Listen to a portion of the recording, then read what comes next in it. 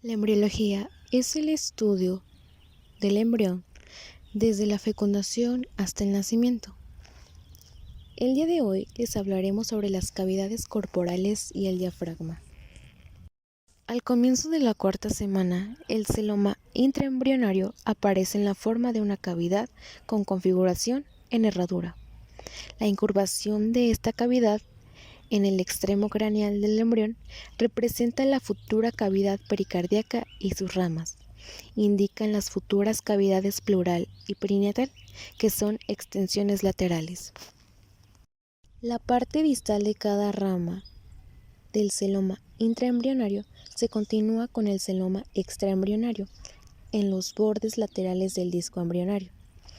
Esta comunicación es importante debido a que la mayor parte del intestino primitivo medio presenta eneación a través de aquella y hacia el cordón umbilical. El celoma intraembrionario proporciona espacio para que los órganos se puedan desarrollar y desplazar. Durante el plegamiento embrionario en el plano horizontal, las ramas del celoma se unen en la parte ventral del embrión. El mesenterio ventral degenera en la región de la futura cavidad peritoneal, lo que da lugar a la formación de una gran cavidad peritoneal embrionaria que se extiende desde el corazón hasta la región del pelvis. Comenzando con la cavidad corporal embrionaria, el celoma intraembrionario se convierte en la cavidad corporal embrionaria, que se divide en tres cavidades bien definidas durante la cuarta semana. Número 1. La cavidad pericardíaca. Número 2. Dos canales pericardio-peritoneales. Número 3. Una cavidad peritoneal. Desarrollo de cavidades corporales es el proceso mediante el cual se forman las cavidades y se divide en dos procesos fundamentales: formación del celoma intraembrionario y división del celoma intraembrionario en sus tres cavidades definitivas. Las funciones de las cavidades corporales son protección de órganos internos, separación de órganos internos, sostén de órganos internos y la función moldeadora. La cavidad pericárdica, pleural y abdominal inicia en la tercera a cuarta semana de desarrollo. Formación del celoma intraembrionario. El primer proceso importante es la delaminación del mesodermo lateral. Esto ocurre durante la tercera semana posterior a la segmentación del mesodermo en paraxial, intermedio y lateral. Cuando se da la delaminación, el mesodermo lateral se produce entonces dos hojas de mesodermo, la hoja somática o parietal y la hoja esplánica o visceral. Este proceso comienza durante la cuarta semana y a su vez se divide en dos subtipos o procesos simultáneos: el cierre de la pared ventral y la formación de los mesenterios. Formación de los mesenterios. El mesenterio no es más que la unión de dos capas de peritoneo a partir de las hojas somática y visceral del mesodermo, que comienza como una prolongación de peritoneo visceral que se encarga de cubrir órganos. Su función es conectar a los órganos con la pared corporal. Además, en él discurren vasos sanguíneos y nervios. Al principio se forman dos mesenterios, uno dorsal y otro ventral. El mesenterio ventral casi no se forma, y esto es porque va desapareciendo hasta que solo puede ser encontrado en el primordio estomacal, en el intestino anterior y en la pared proximal del duodeno. En el esófago, este mesenterio ventral es importante, ya que ayudará a formar la cavidad pericárdica, por lo que se llama el mediastino primitivo. El mesenterio dorsal del esófago tiene un rol fundamental en la formación del diafragma. La importancia del mesenterio es que en él discurren arterias que llegan a órganos importantes como el intestino en sus porciones anterior, posterior y medio. Como ya se mencionó anteriormente, el diafragma se desarrolla a partir de 4 componentes, y el primero es el septo transverso. Este es el tejido mesodérmico que crece a partir de la pared lateral ventrolateral, formando una plataforma circular que separa el corazón del hígado y forma una división incompleta entre las cavidades pericárdica y abdominal, que siguen comunicadas por los canales pericardio-peritoneales.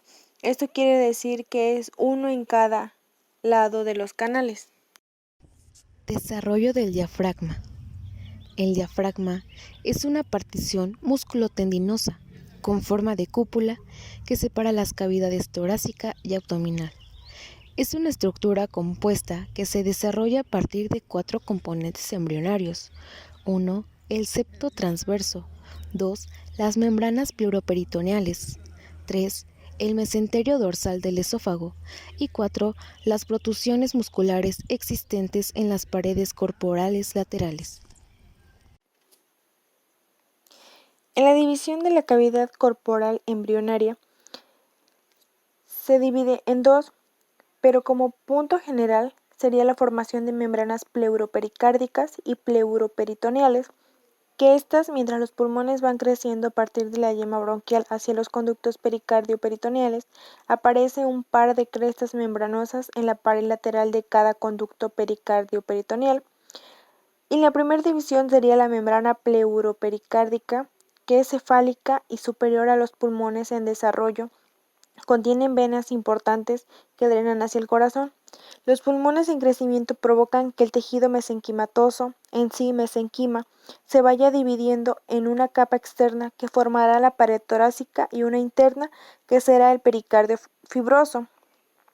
En sí, esta membrana seguirá creciendo hacia ambos lados hasta que se fusione con el mediastino primitivo, que es el mesenquima ventral del esófago, y esto separará definitivamente las cavidades pleural y pericárdica. Esto se funciona a partir de la séptima semana. Y la segunda división serían las membranas pleuroperitoneales, que separan la cavidad pleural de la peritoneal gracias a su función con el mesenterio dorsal del esófago y el tabique transverso. Todo esto se da a partir de la sexta. Membranas pleuroperitoneales. Estas membranas se fusionan con el mesenterio dorsal del esófago y con el septo transverso, lo que completa la partición entre las cavidades torácica y abdominal, al mismo tiempo que forman el diafragma primitivo. A pesar de que las membranas pleuroperitoneales dan lugar a grandes porciones del diafragma fetal temprano, representan una parte relativamente pequeña del diafragma del recién nacido. Mesenterio dorsal del esófago. Tal como se ha descrito previamente, el septo transverso y las membranas pleuroperitoneales se fusionan con el mesenterio dorsal del esófago. Este mesenterio constituye la porción mediana del diafragma. Los pilares del diafragma, un par de haces musculares divergentes que atraviesan el plano medio por delante de la aorta, se desarrollan a partir de los mioblastos que crecen en el mesenterio dorsal del esófago. Crecimiento muscular interno a partir de las paredes corporales laterales. Durante las semanas 9 a 12, los pulmones y las cavidades pleurales aumentan de tamaño, formando surcos en el interior de las paredes corporales laterales. Durante este proceso, el tejido de las paredes corporales se desdobla en dos capas, en una capa externa y una capa interna. En la capa externa se convierte en parte de la pared abdominal definitiva y en la capa interna contribuye a las partes periféricas del diafragma, por fuera de las partes procedentes de las membranas pleuroperitoneales. La extensión adicional de las cavidades pleurales en desarrollo hacia las paredes corporales laterales forman los recesos costodiafragmáticos, que determinan la característica configuración en cúpula del diafragma.